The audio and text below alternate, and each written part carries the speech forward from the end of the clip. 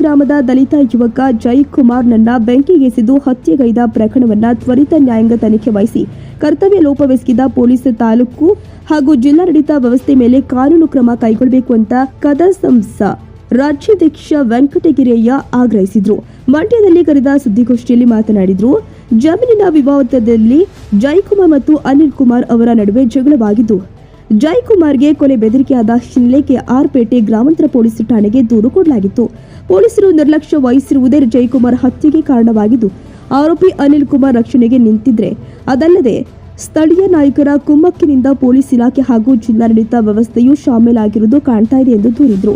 ಸತ್ಯಾಸತ್ಯತೆ ಪರಿಗಣಿಸದೆ ಹುಲ್ಲಿನ ಮೆದೆಗೆ ಜೈಕುಮಾರ್ ಹಾಕಿ ಆತ್ಮಹತ್ಯೆ ಮಾಡಿಕೊಂಡಿರುವುದಾಗಿ ಬಿಂಬಿಸಲಾಗ್ತಾ ಇದ್ದು, ಪ್ರಕರಣವು ಸರ್ಕಾರಕ್ಕೆ ಕುತ್ತು ತರಬಹುದು ಎಂಬ ಕಾರಣಕ್ಕೆ ಅಧಿಕಾರಿಗಳು ನಿರ್ಲಕ್ಷ್ಯ ವಹಿಸಿದಂತೆ ಕಾಣ್ತಾ ಇದೆ.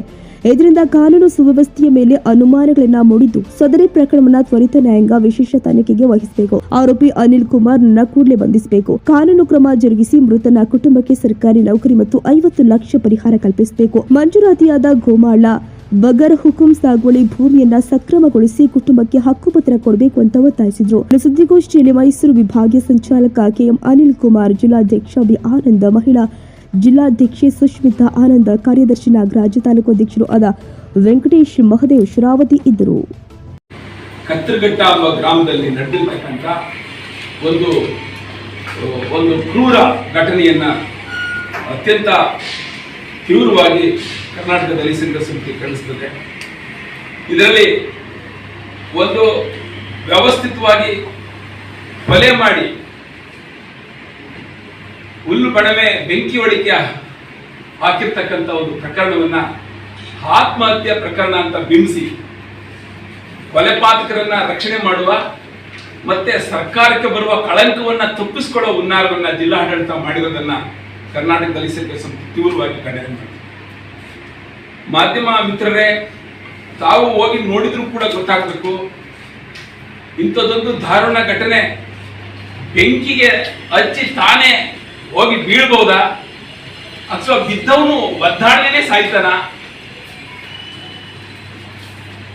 ಈ ಘಟನೆಗಳನ್ನ ಕಣ್ಣಿನಲ್ಲಿ ನೋಡಬೇಕು, ಗೊತ್ತಾಗ್ತದೆ ಪೊಲೀಸ್ನವರು ಎಷ್ಟು ಹೀನಾಯವಾಗಿ ಈ ಪ್ರಕರಣವನ್ನ ಗಮನಿಸಿದ್ದಾರೆ, ತಮ್ಮ ಕರ್ತವ್ಯ ಲೋಪವನ್ನು ಮಾಡಿದ್ದಾರೆ ಅನ್ನೋದು ನಿಮಗೆ ಕಣ್ಣಿಗೆ ರಾಚುವ ರೀತಿಯಲ್ಲಿ ಗೊತ್ತಾಗ್ತದೆ. ಹಾಗಾಗಿ ಇಡೀ ಕಾಣದ ಕೈಗಳ ಕುಮ್ಮಕ್ಕಿನಿಂದ ಇಡೀ ಪ್ರಕರಣವನ್ನು ಮುಚ್ಚಿಡ್ಲಿಕ್ಕೆ ಜಿಲ್ಲಾ ಆಡಳಿತ ಮತ್ತೆ ಜಿಲ್ಲಾ ಪೊಲೀಸ್ ವ್ಯವಸ್ಥೆ ಪ್ರಯತ್ನ ಮಾಡ್ತಾ ಮಾಡಿದೆ.